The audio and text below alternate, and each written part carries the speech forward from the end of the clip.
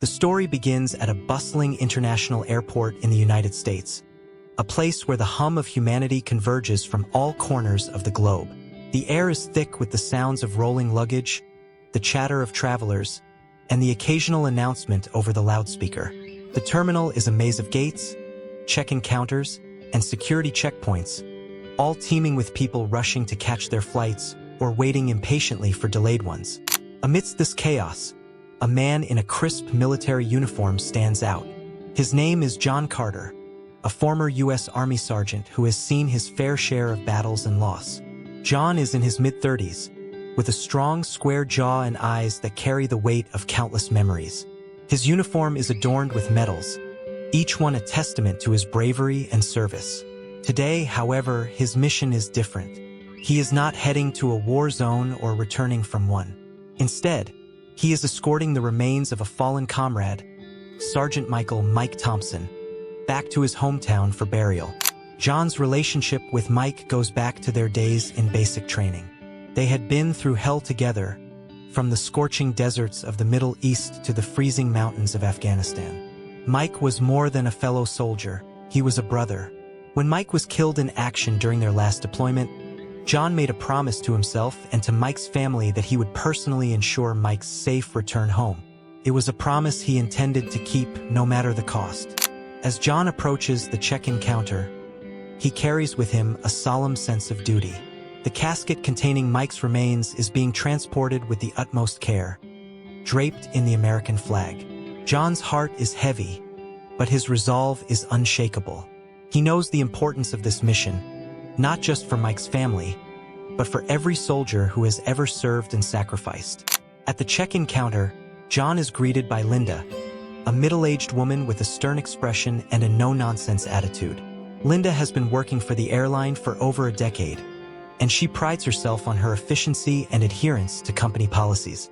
Her job is to ensure that everything runs smoothly, and she has little patience for anything or anyone that disrupts the process. "Good morning," John says, his voice steady but filled with the gravity of his task. "I'm here to check in for Flight 237. I'm escorting a fallen soldier home." Linda glances at John's uniform and the casket behind him, but her expression remains unchanged. She begins typing on her computer, her fingers moving quickly over the keyboard. "Do you have the necessary documentation?" she asks, her tone clipped and professional. John nods and hands over a folder containing all the required paperwork. Linda flips through the documents, her eyes scanning each page with meticulous attention. After a moment, she looks up and shakes her head. "I'm sorry, but there seems to be an issue with your reservation. The system shows that the casket was not properly registered for this flight." John's heart skips a beat. "That can't be right," he says, trying to keep his voice calm. "I confirmed everything with your office yesterday. They assured me that everything was in order." Linda's expression hardens. "I'm afraid there's nothing I can do. Without the proper registration, I cannot allow the casket on the flight. You'll have to reschedule." John feels a surge of frustration, but he takes a deep breath, reminding himself of the importance of his mission. "Ma'am, I understand that there might be a mix-up, but this is a matter of great importance. I'm escorting the remains of a soldier who gave his life for this country. His family is waiting for him. Please, there must be something you can do." Linda's eyes narrow, and she crosses her arms over her chest. "Rules are rules, Mr. Carter. I cannot make exceptions, no matter the circumstances. You'll have to take this up with our customer service department." John's patience begins to wear thin. "With all due respect, ma'am, this isn't just about rules. This is about honoring a hero who made the ultimate sacrifice. Surely you can see that." Linda's voice rises, drawing the attention of nearby passengers. "I don't have time for this. If you don't step aside, I'll have to call security." The tension between John and Linda is palpable, and the surrounding crowd begins to murmur, some pulling out their phones to record the confrontation. John's mind races, trying to find a way to resolve the situation without causing a scene. He knows that time is of the essence. The flight is scheduled to depart in less than an hour, and any delay could mean missing the connection that will take Mike's remains to his final resting place. As the standoff continues, John's thoughts drift back to the last conversation he had with Mike. They had been sitting in a makeshift barracks, sharing a rare moment of quiet amidst the chaos of war. Mike had talked about his family, his dreams for the future, and his hope that one day, the sacrifices they were making would mean something. John had promised him that no matter what happened, he would make sure Mike's legacy was honored. Now, standing in the middle of a crowded airport, John feels the weight of that promise more than ever. He knows that he cannot let bureaucratic red tape stand in the way of fulfilling his duty to his fallen brother. But with Linda refusing to budge and the clock ticking, he is faced with a difficult decision: to push harder and risk escalating the situation, or to find another way to ensure Mike's remains are transported with the dignity and respect they deserve. As the first part of the story comes to a close, the stage is set for a dramatic confrontation that will test John's resolve, challenge Linda's adherence to the rules, and ultimately, reveal the true cost of honoring those who have given everything for their country. The tension at the check-in counter is thick, a palpable force that seems to ripple through the air. John Carter stands firm, his military bearing unwavering despite the growing frustration gnawing at him. Linda, the airline employee, remains resolute, her arms crossed and her expression unyielding. The surrounding passengers, sensing the gravity of the situation, begin to gather, their murmurs creating a low hum of curiosity and concern. "Ma'am," John says, his voice steady but laced with urgency. "I understand that rules are important, but this is a matter of national respect. Sergeant Thompson gave his life for this country. His family is waiting to lay him to rest. Please, there must be a way to resolve this." Linda's eyes narrow, her patience wearing thin. "I've already told you, Mr. Carter, without the proper documentation, I cannot allow the casket on the flight. You'll need to reschedule and ensure all the paperwork is in order." John's jaw tightens, his hands clenching into fists at his sides. He takes a deep breath, trying to keep his emotions in check. "I don't have time to reschedule. The funeral is tomorrow. His family has already suffered enough. I can't let them down." Linda's voice rises, sharp and unyielding. "I'm sorry, but I cannot make exceptions. If you continue to disrupt the check-in process, I will have no choice but to call security." The threat hangs in the air, a stark reminder of the power dynamics at play. John's mind races, searching for a solution. He knows that escalating the situation could lead to further delays, but he also knows that he cannot back down. Not when Mike's honor is at stake. As the standoff continues, a young woman steps forward from the crowd. She is in her mid-20s, with a determined look in her eyes. "Excuse me," she says, addressing Linda, "but isn't there some kind of protocol for situations like this? I mean, he's escorting a fallen soldier. Surely the airline has a policy for that." Linda turns to the young woman, her expression hardening. "This is none of your concern. Please step back." The young woman, undeterred, pulls out her phone. "Actually, it is my concern. I'm a journalist, and this is a story that needs to be told. If the airline is refusing to accommodate a fallen soldier, the public has a right to know." Linda's face flushes with anger, but before she can respond, another voice joins the fray. It belongs to an older man, his face lined with the marks of a life well lived. "I served in Vietnam," he says, his voice strong and clear. "I know what it means to lose a brother in arms. This young man is trying to do right by his friend. The least you can do is show some respect." The crowd begins to murmur in agreement, their support for John growing with each passing moment. Linda, feeling the pressure, glances around nervously. She knows that the situation is spiraling out of control, but her pride and adherence to protocol prevent her from backing down. John, sensing an opportunity, steps forward. "Ma'am, I don't want to cause any trouble. I just want to fulfill my duty to my friend and his family. Please, let me speak to your supervisor. Maybe they can help resolve this." Linda hesitates, her eyes darting to the growing crowd and the journalist who is now recording the scene. She knows that calling her supervisor could mean admitting that she's unable to handle the situation, but she also knows that the alternative could be far worse. "Fine," she says reluctantly, picking up the phone. I'll call my supervisor. But I'm warning you, Mr. Carter, if they say no, that's the end of it. John nods, his heart pounding with a mix of hope and anxiety. He knows that this is his last chance to resolve the situation without further escalation. As Linda speaks into the phone, her tone clipped and professional, John turns to the crowd. "Thank you," he says, his voice filled with gratitude. "Your support means more than you know. This isn't just about me or Sergeant Thompson. It's about honoring all those who have served and sacrificed for our country." The crowd responds with a round of applause, their respect for John evident in their eyes. The journalist continues to record, her phone capturing every moment of the unfolding drama. After what feels like an eternity, Linda hangs up the phone and turns to John. "My supervisor is on his way. He'll be here shortly." John nods, his hope growing. He knows that the next few minutes will be critical.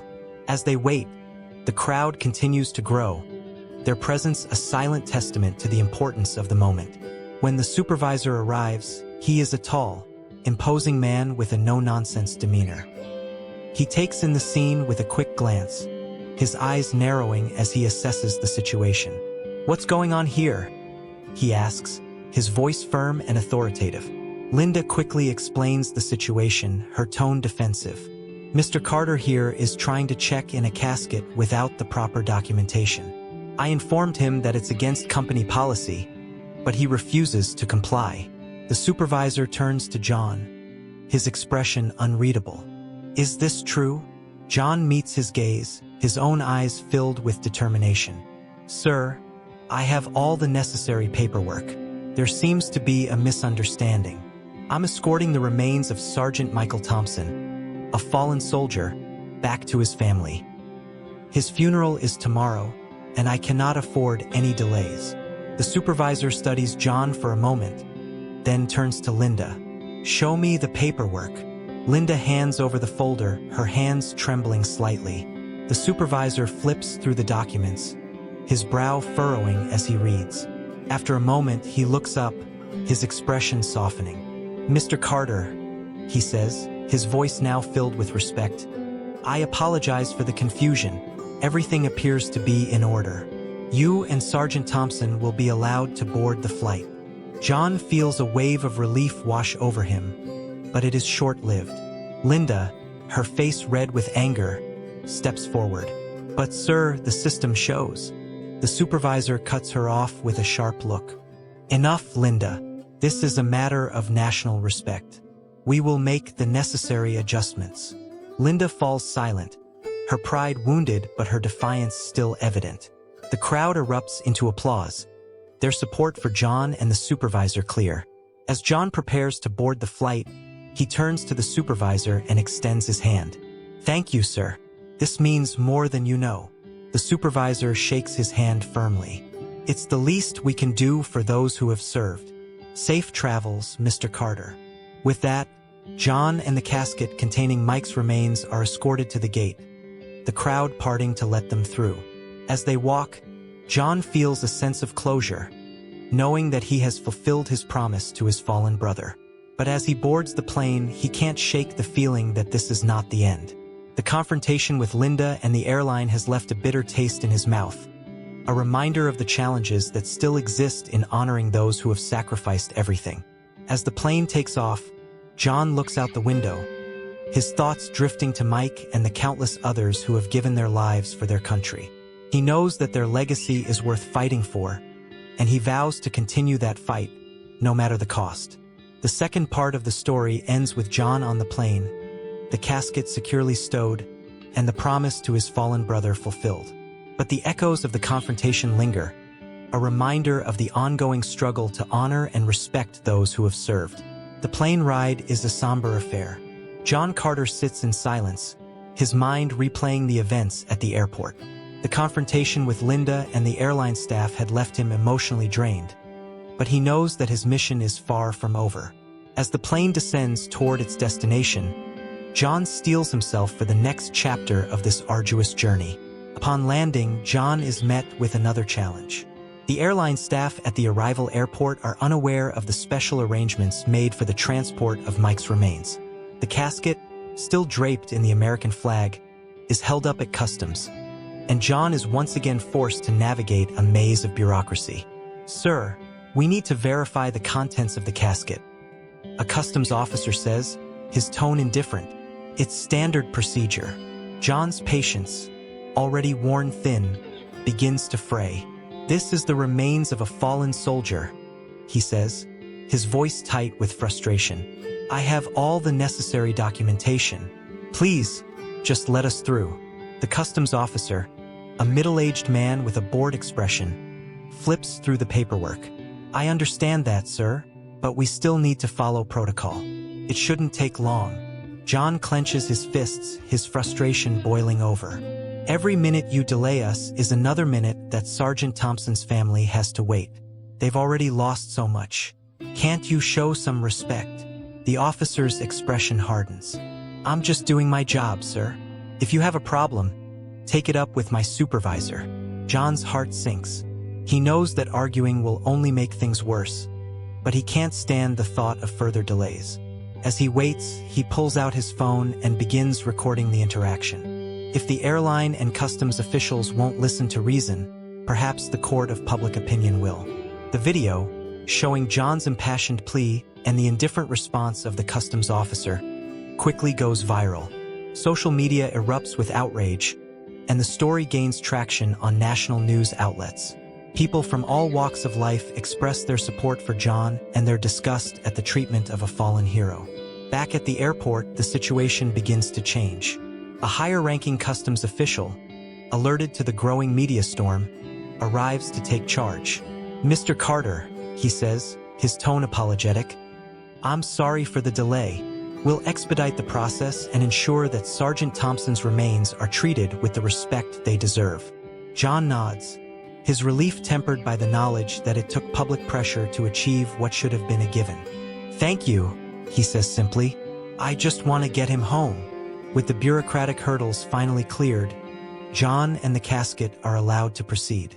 The journey to Mike's hometown is a quiet one, the weight of the mission pressing heavily on John's shoulders. As he drives through the familiar streets, memories of his time with Mike flood his mind. Training exercises, late-night conversations, and the unbreakable bond forged in the crucible of combat. When John arrives at the Thompson family home, he is met with a mixture of grief and gratitude. Mike's parents, his siblings, and his young son are all there, their faces etched with sorrow but also with a deep appreciation for John's efforts. "Thank you, John," Mike's father says, his voice choked with emotion. "You've done so much for us, for Mike. We'll never forget it." John shakes his hand, his own eyes brimming with tears. "Mike was my brother. I promised him I'd bring him home, and I meant it. I just wish it hadn't been so hard." The family gathers around the casket, their grief palpable but also mingled with a sense of closure. John stands back, allowing them their moment of private mourning. He knows that his role in this journey is almost over, but the fight to honor Mike's legacy is far from finished. As the day turns to night, John finds himself alone in the quiet of the Thompson family's backyard. The stars above are a reminder of the vastness of the world and the small but significant role each person plays in it. John's thoughts turn to the future, to the countless other soldiers who have given their lives and the families who have been left behind. He knows that the battle for respect and recognition is an ongoing one, but he is determined to continue the fight. For Mike, for all the fallen, and for the ideals they fought to protect, John vows to be a voice for those who can no longer speak for themselves. The third part of the story ends with John standing under the stars, his resolve stronger than ever. The journey to bring Mike home has been fraught with challenges, but it has also reinforced the importance of honoring those who have sacrificed everything. As John looks to the future, he knows that his mission is far from over, but he is ready to face whatever comes next. The funeral for Sergeant Michael "Mike" Thompson is a solemn and deeply emotional event. The small town where Mike grew up comes together to honor one of their own, a hero who gave his life in service to his country. The church is filled to capacity, with standing room only for those who couldn't find a seat. The air is heavy with grief, but also with a profound sense of respect and gratitude. John Carter stands at the front of the church, his military uniform crisp and his posture straight. He has been asked to speak, to share memories of Mike and to offer words of comfort to the grieving family. As he steps up to the podium, the room falls silent, all eyes on him. Mike was more than a soldier.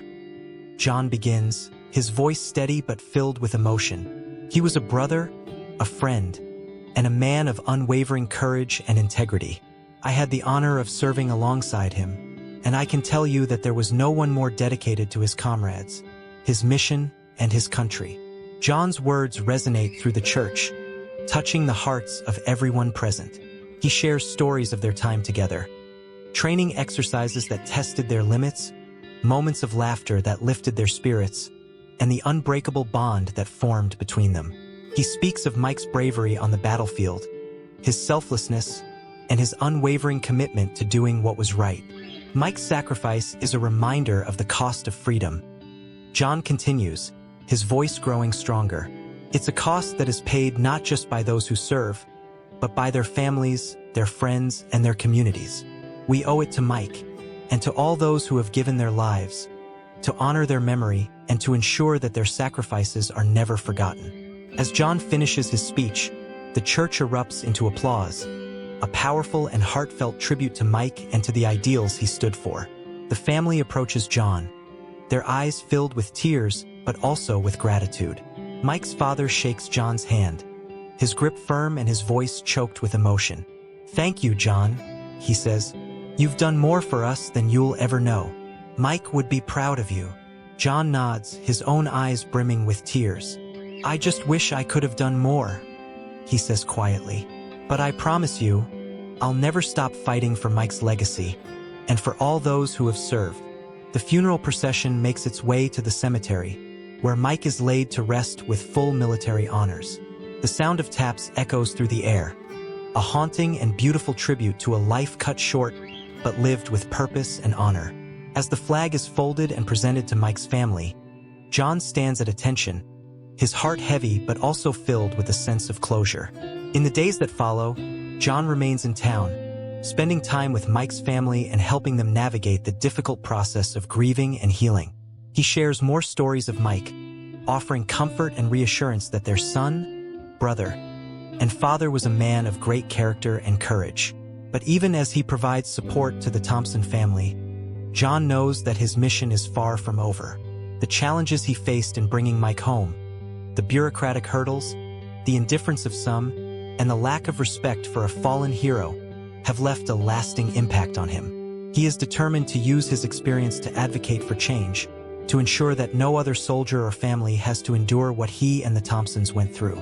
John begins by reaching out to veterans organizations, sharing his story and calling for greater awareness and respect for those who have served. He works with lawmakers to push for legislation that streamlines the process of repatriating fallen soldiers and ensures that they are treated with the dignity and honor they deserve. His efforts gain traction, and John becomes a vocal advocate for veterans' rights and recognition. He speaks at events, writes articles, and uses social media to amplify his message.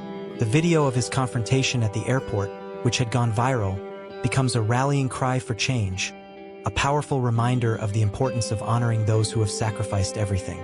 As the months pass, John's advocacy begins to yield results. The airline that had initially refused to accommodate Mike's remains issues a public apology and implements new policies to ensure that fallen soldiers are treated with the respect they deserve. Customs and Border Protection agencies also revise their procedures, creating a more streamlined and respectful process for the repatriation of remains.